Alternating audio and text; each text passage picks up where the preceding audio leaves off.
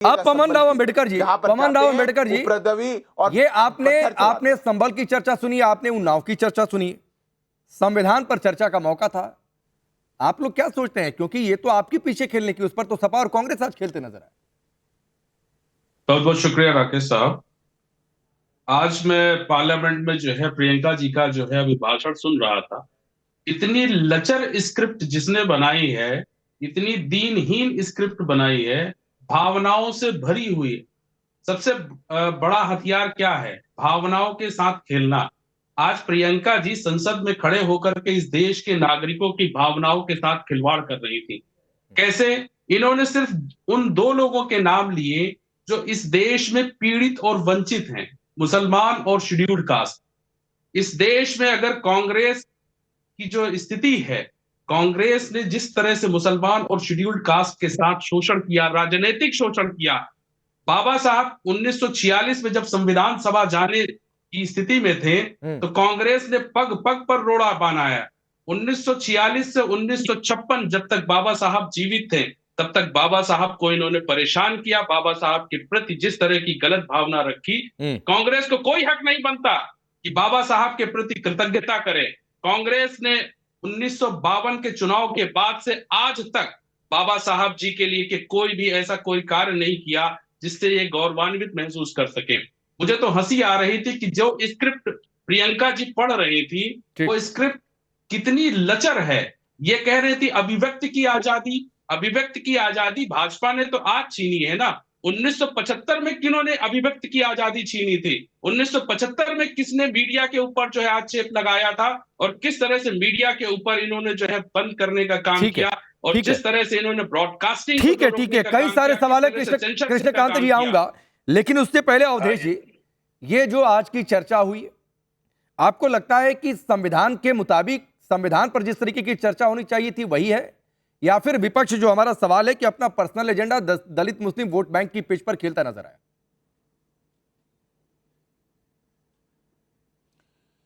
देखिए राकेश जी, हमारे धर्म में पुनर्जन्म की अवधारणा है, और हमारे देश के पूर्वज जिन्होंने इस देश का अंग्रेजों से मुक्ति के बाद हमको संविधान दिया और बनाया, अगर वो देख रहे होंगे तो सबसे ज्यादा कलेजा उन्हीं का कांपेगा। अगर हमारे देश के इतने बड़े बड़े नेताओं को संविधान दिवस की महत्ता, उसकी संवेदनशीलता और उससे समाज को, देश को क्या प्रेरणा मिल सकती है, ये भाव नहीं है, तो फिर तो आप मान के चलिए कि आपका लोकतंत्र, चाहे संसद में हो या बाहर, भयानक रोगों से ग्रस्त हो गया है। देश हमारा बढ़ चुका था, कंस्टिट्यूएंट असेंबली बढ़ चुकी थी। आप सोचिए क्या परिस्थिति थी। लगभग 200 साल से थोड़ा कम, 175-80 साल अंग्रेजों की गुलामी थी। उसके पहले 800-900 वर्षों तक अलग अलग भारत की गुलामी से मुक्ति के बाद वो अवसर आया था। ऐसे अवसर पर संसद को सड़क में बदलना, विषय तो छोड़ दीजिए, ये क्या प्रेरणा देश में जा रहा है। और संसद में वैसे भी संसदीय विशेषाधिकार का प्रश्न होता है। जो कुछ भी हम बोलते हैं उसमें हमारे पास तथ्य होने चाहिए। अखिलेश जी तो बड़े नेता है, 5 साल मुख्यमंत्री रहे, वहां विपक्ष के नेता रहे, यहां सांसद रहे, 2009 से वो सांसद रहे हैं, 15 वर्ष अगर देख लिया तो ऐसे भी उनका कैरियर है। उसके पहले 2004 से देख लीजिए। तो अब ऐसे लोग, तो प्रियंका वाड्रा पहली बार आई थी, उनको मालूम था कि पहली बार के भाषण में टोका टोकी नहीं होती है, तो जो चाहो वो बोल दो।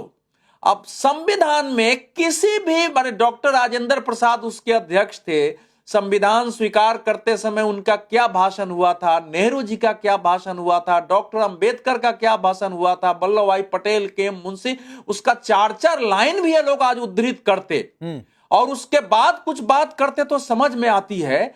संविधान दिवस की चर्चा तो हुई नहीं, तो लग रहा था कोई अविश्वास प्रस्ताव की चर्चा है। यह भयावह परिस्थिति है। इसलिए बता रहा हूं कि हमने 2 बार ये तब है अवधेश जी, जब संविधान बचाओ, 50 वर्ष जब पूरा संविधान बचाओ रैली, सरकार संविधान खत्म कर देगी, ऐसा नैरेटिव सेट किया गया। वही तो बता रहा हूं मैं खत्म कर रहा हूं। देखिए 1997 में स्वतंत्रता दिवस का 50 वर्ष पूरा हुआ था, और देश की राजनीति में भयानक तनाव था। भाजपा की 13 दिन की सरकार गिरा दी गई थी।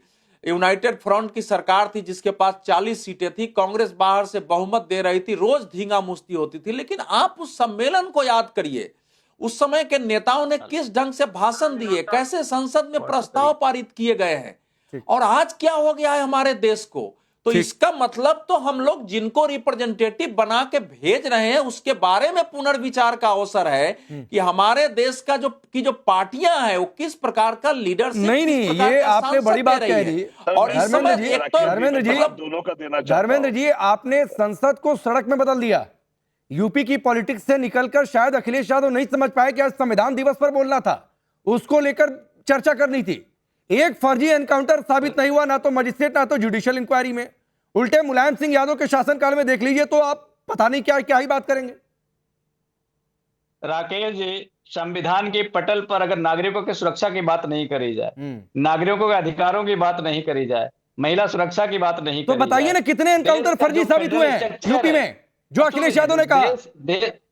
अब सुन लीजिए ना, जो देश का संघीय ढांचा है उस संघीय ढांचे को मजबूत करने पे बात अगर नहीं की जाए तो किस पे की जाए? अरे तो करिए ना सर, लेकिन फैक्चुअल बात करेंगे ना कि रैली में जो बोलते हैं कि फर्जी एनकाउंटर जाकर संसद में भी बोल देंगे फर्जी एनकाउंटर। अरे ये बताइए कि उत्तर प्रदेश कस्टोडियल डेथ में नंबर 1 है कि नहीं है? इस बात में कोई मैं आपसे जो पहले सवाल पूछ रहा हूं सवाल पर जवाब दीजिए, या तो बोल दीजिए कि फर्जी एनकाउंटर की बात गलती से निकल गई। अब सुन लीजिए ना, उत्तर प्रदेश कस्टोडियल डेथ में नंबर 1 है कि नहीं? फर्जी एनकाउंटर हुआ यूपी में, योगी राज में एक भी एनकाउंटर फर्जी साबित हुआ, हाँ या ना? विवेक तिवारी का क्या हुआ था? लखनऊ में विवेक तिवारी का क्या हुआ था बताइए जरा। अरे एक एनकाउंटर फर्जी साबित हुआ है। अरे फिर वही बात है, मैं आपसे पूछ रहा हूं कि जो कहा अखिलेश यादव ने कि एनकाउंटर फर्जी हुए हैं, तो बताइए ना कब साबित हुआ, कोट करिए, मैं आपको समय दे रहा हूं। नहीं आप बोल दीजिए नहीं हुआ, आप बोल दीजिए नहीं हुआ, मैं बोल रहा हूं हुआ, आप बोल दीजिए नहीं हुआ। तो कैसे साबित हुआ? सपा के हेडक्वार्टर से जांच हुई थी, सपा की इन्वेस्टिगेशन टीम थी, मजिस्ट्रियल इंक्वायरी जुडिशियल इंक्वायरी मानेंगे कि सपा की बात मानेंगे? अरे भाई, अब विवेक तिवारी का हत्या जो हुआ था बोल दीजिए फर्जी। फिर वही बात है, अब नहीं बोलेंगे। मैं आपसे पूछ रहा हूं एक एनकाउंटर फर्जी साबित हुआ। अब सुन लीजिए, साइबर अपराध में उत्तर प्रदेश नंबर 1 है। ये भारत सरकार का आंकड़ा है। भारत सरकार के आंकड़े को संविधान की पटल पे रखना कौन सा गैर संवैधानिक? मेरे भाई, मैं तो फर्जी एनकाउंटर वाली बात गलत थी ना, वो गलती से बोला। कहां गलती? सही थी, मैं आपको उदाहरण बता रहा हूं ना। विवेक तिवारी का फर्जी एनकाउंटर हुआ नहीं हुआ? आप बोल दीजिए नहीं हुआ। आपने साबित किया है। नहीं, आप बोल दीजिए नहीं हुआ, आपने साबित किया है तो आप बोल दीजिए। अरे आपने साबित किया, मैं पूछ तो रहा हूं। मैं पार्टी की बात मानूंगा कि मैं सरकार की बात और मजिस्ट्रियल और जुडिशियल इंक्वायरी की बात मानूंगा? तो मैं आपकी बात मानूं? नहीं सर, बात वही है। ठीक है, सरकार की बात मानूं, आपकी बात मानूं? नहीं ठीक है भाई, सिद्धार्थ यादव जवाब दीजिए, और फिर मैं उसके बाद जो एनकाउंटर की बात कर रहे हैं ना, अभी अवधेश जी से सुनवा दूंगा कि मुलायम सिंह यादव के समय में क्या हुआ था। अरे अवधेश जी, एनकाउंटर हुए पता है तो ओम बिरला से भी बड़े अपने आप को नेता समझ रहे।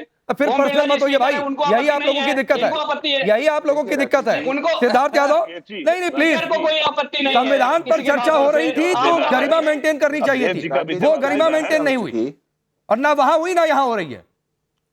राकेश जी जवाब देना है। और आ रहा हूं राकेश जी, क्या समस्या हो चुकी है कि राजनीति के अंदर कुछ दलों ने तय कर लिया है कि हम हर प्रकार की गरिमा को अब छोड़ देंगे। हम कैसे हर रोज एक नया लो एस्टेब्लिश कर सकते हैं, उस पर कुछ राजनीतिक दल लग चुके। संसद का पटल गरिमापूर्ण पटल है। आप जो वहां पर कहते हैं आपको उसको फैक्ट से सब्सटेंशिएट करना पड़ता है। आप जो वहां पर कहते हैं वो देश के रिकॉर्ड में सालों साल तक रहता है। क्या ये बातें उनको बिना तथ्यों के कहनी चाहिए? ये बात पहली है। दूसरी बात, बहुत अगर संविधान की बात थी तो संविधान को उठा करके पढ़िए। 7th शेड्यूल के अंदर लिखा हुआ है पब्लिक ऑर्डर सरकार की जिम्मेवारी है। सब लोगों के लिए एक न्याय व्यवस्था बना के रखना ये सरकार की जिम्मेदारी है। संविधान ये जिम्मेदारी सरकार के कंधे पे रखता है। तो पत्थरबाजों के खिलाफ आपसे कुछ क्यों नहीं निकलता? जो लोग आकर के कहते हैं कि 15 मिनट के लिए पुलिस हटा दो, हम सबको बराबर कर देंगे, उनके लिए क्यों नहीं निकलता? जो लोग ये हमारे देश के अंदर अलग अलग मोहल्ले ऐसे घेटोस बना दे रहे हैं जहां पे कोई आदमी जा ना सके, उन मोहल्लों को जहां पर अलग अलग झंडे हमारे तिरंगे का अपमान करके दूसरे झंडे फहराते हैं, उनके खिलाफ आप क्यों नहीं? ठीक है, समय थोड़ा कम है। और भाई 30 सेकंड आपको देता हूं, बोलिए जो आप बोल रहे थे। वोट बैंक के लिए अपनी राजनीति करते हैं, उनको देश जरूर। पवन भाई बोलिए, 30 सेकंड। बार बार आप सिद्धार्थ जी को बोलने दे रहे हैं, बार बार सिद्धार्थ जी बोल रहे हैं। भाई आप उस राज्य के सवाल तो कर ही लेते हैं राकेश जी। मेरा ये कहना है राकेश जी कि जो पहली बात जो अवधेश सर जो बोले कि यहाँ पे कितनी गरीबी और कितनी आजादी, गुलामी के बाद भारत को आजादी मिली, और आजादी के बाद सोचिए कि इतना जो सोने की चिड़िया कहने वाली जो भारत थी उसको लूट के अंग्रेजों ने ले गए, उसके बावजूद भी हमें यहाँ अच्छा कृष्णकांत जी, मैंने पवन भाई को बोला था, चलिए आप आ ही गए तो आप